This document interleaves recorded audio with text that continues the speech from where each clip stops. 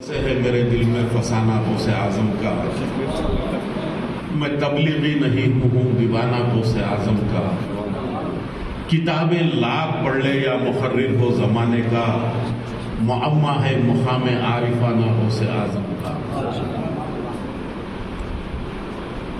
الحمدللہ، صد الحمدللہ،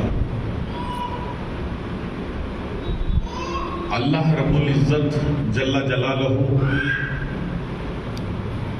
جو ساری کائنات کا پروردگار ہے، ساری مخلوقات کا پروردگار ہے، زمین و آسمان کا خالق ہے، شمس و قمر کا خالق ہے، بحر و بر کا خالق ہے،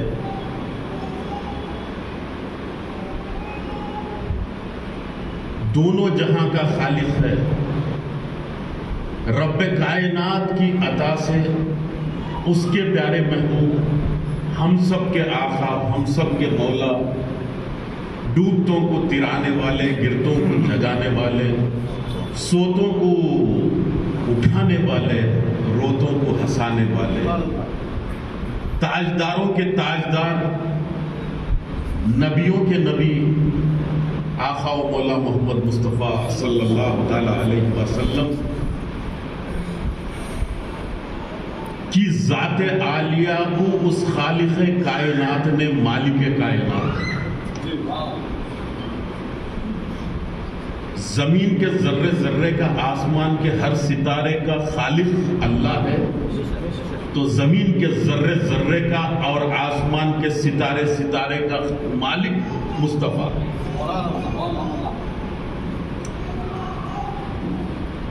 آج سلطان ہند کانفرنس کا آغاز ہونے جا رہا ہے۔ ہم یوں تو تقریباً 30-40 سال سے 6 روزہ کانفرنس کرتے آ رہے ہیں۔ اللہ کا کرم ہے، 6 روزہ سندل کی محفل اجمیر میں ہوتی ہے، اس کے بعد ہمارے اس شہر کو، جسے گلستان، شہر گلستان کہا جاتا ہے، میں یہ کہوں کہ یہ شہر گلستان اولیاء ہے تو بھی غلط نہیں ہوگا۔ ہر محلے میں ایک درگاہ، ہر محلے میں کے گھروں پر غوث پاک کے لہراتے ہوئے جھنڈے، کہیں چشتی بزمیں سج رہی ہیں، کہیں خادری سج رہی ہیں، کہیں نقش بندی سج رہی۔ بنگلور کا گھر گھر روشن ہے ذکر اولیاء سے۔ اب جہاں اولیاء اللہ کا ذکر ہوتا ہے، اولیاء اللہ کی ذات رحمت اللہ ہے، علیہ ہے، اللہ کی رحمت کا مظہر ہے، تو شہر پر بھی اللہ کی رحمتوں کا نزول ہو جاتا ہے۔ جس گھر میں اولیاء کا ذکر ہوتا ہے وہ گھر میں اللہ کی رحمت کا نزول ہوتا ہے، جس گلی میں اولیاء کا ذکر ہوتا ہے ان گلیوں میں اللہ کی رحمت کا نزول ہوتا ہے، جس شہر میں اولیاء کی رحمت، اولیاء کا ذکر ہوتا ہے، اللہ کی رحمت برسنے لگتی ہے۔ میرا مطالعہ اور میری فکر کے بمناسب آپ بھی اگر غور فرمائیں، اللہ کے عذابات اسی شہر پر، اسی ماحول پر نازل ہوتے ہیں جہاں اولیاء اللہ کے مغفرے نہیں۔ اب آج کی صدی میں سب سے زیادہ امت مسلمہ پر، عام مسلمین پر ظلم جہاں ہوا، اس ملک کو کہتے ہیں برما، میانمار۔ آپ لوگ دیکھے ہوں گے کہ میانمار کی کیا حالت ہے، زندہ مسلمانوں کو جلا دیا گیا، زندہ درے گور کر دیا گیا، وہاں کے لوگ ریفیوجی بن کر ہندوستان میں بھی بھاگ کر آ گئے، دیگر ممالک میں بھی چلے گئے۔ اتنا ظلم، اتنی مصیبت، اتنی پریشانی واٹس ایپ پر اور دیگر سوشل میڈیا کے اپلیکیشنز پر دیکھ کر کلیجہ دہل گیا۔ وہاں پر جو ظلم ہوا، میں نے بڑی توجہ سے غور کیا اور گوگل پر بھی سرچ کیا. خدا کی قسم میانمار میں ایک بھی اللہ کے ولی کی درگاہ نہیں. اور آج کی اگر میں بات کروں، غازہ پر ظلم ہوتا ہے اسرائیل. مجھے بتاؤ، یا گوگل پر آپ خود سرچ کر لو، بتاؤ کہ غازہ میں کسی ولی کی درگاہ ہے؟ ایک بھی درگاہ نہیں ہے. مسجدیں ہی، چرچ ہی، سب کچھ ہے، لیکن ولی کی درگاہ نہیں. جس شہر میں اولیاء اکرام کی درگاہیں ہوتی ہیں، وہ درگاہیں اللہ کی رحمت کو دعوت دیتی رہتی ہیں. اس شہر پر اللہ کی رحمت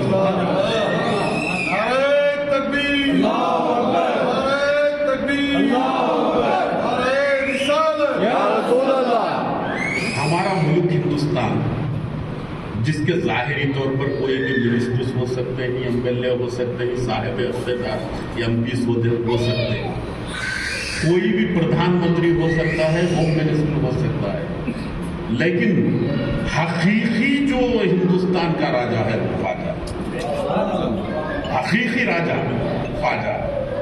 اب خواجہ کی زمین پہ ہمیں اللہ تعالیٰ نے پیدا کیا، واقعی ہم خوش نصیب. پھر خواجہ غریب النواز کا کرم یہ ہے کہ ہندوستان پر اجتماعی طور پر آج تک مسلمانوں پر عذاب نہیں ہے. پورے ہندوستان میں ظلم کہیں کہیں ہو سکتا ہے. اللہ کا عذاب کسی پر ہو سکتا ہے، کسی فرقے پر ہو سکتا ہے، کسی فرد پر ہو سکتا ہے، کسی جماعت پر ہو سکتا ہے، کسی تحریک پر ہو سکتا ہے. ظلم اور عذاب کسی پر ہو سکتا ہے. اجتماعی طور پر ٹوٹل ہمارے ملک پر بھی اللہ کا عذاب نازل نہیں ہوا، ہمارے ملک میں مسلمانوں پر بھی نہیں ہوا.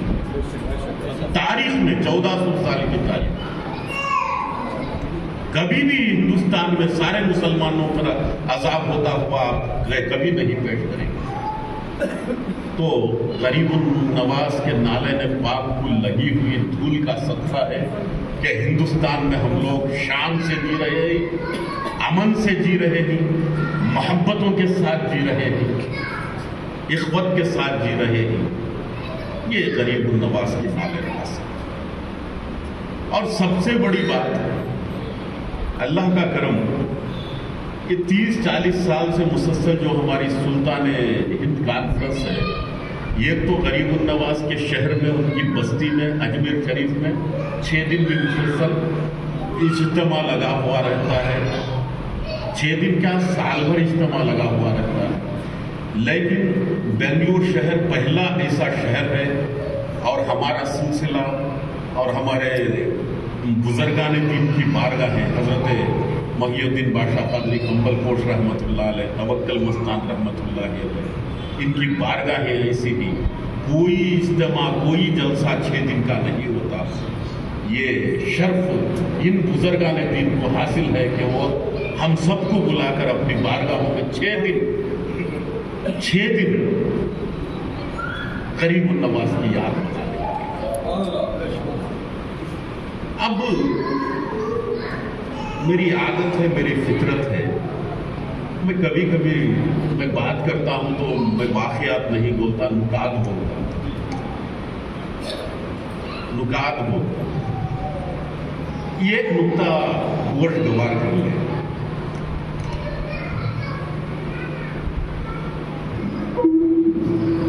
اللہ تبارک و تعالی رب العزت جل جلالہ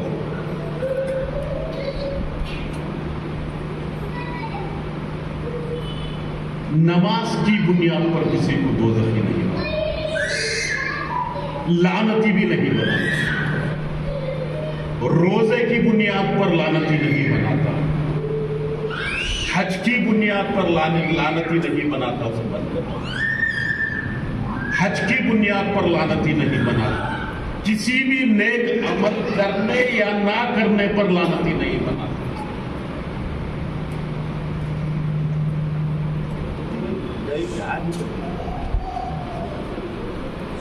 کسی بھی عمل کی بنیاد پر کسی کو اللہ تبارک و تعالیٰ رب العزت جل جلالہ لعنتی نہیں بناتا. کائنات کی ہم اگر تاریخ پڑھیں گے تو سب سے پہلے اللہ تبارک و تعالیٰ کائنات میں جس مخلوق کو بنایا ہوا پیارے مصطفیٰ صلی اللہ علیہ وسلم کی ذات نورانیت تھی. ان کے صدقے اور طفیل میں ساری کائنات کے نظام کو سجایا. ساری کائنات کے نظام کو سجایا. زمین بنی نور مصطفیٰ کے صدقے میں، آسمان بنا نور مصطفیٰ کے صدقے میں، 5 عناصر بنے نور مصطفیٰ کے صدقے میں، سیارے اور ستاروں کا نظام بنا مصطفیٰ کے صدقے میں، سولار سسٹم بنا مصطفیٰ کے صدقے میں،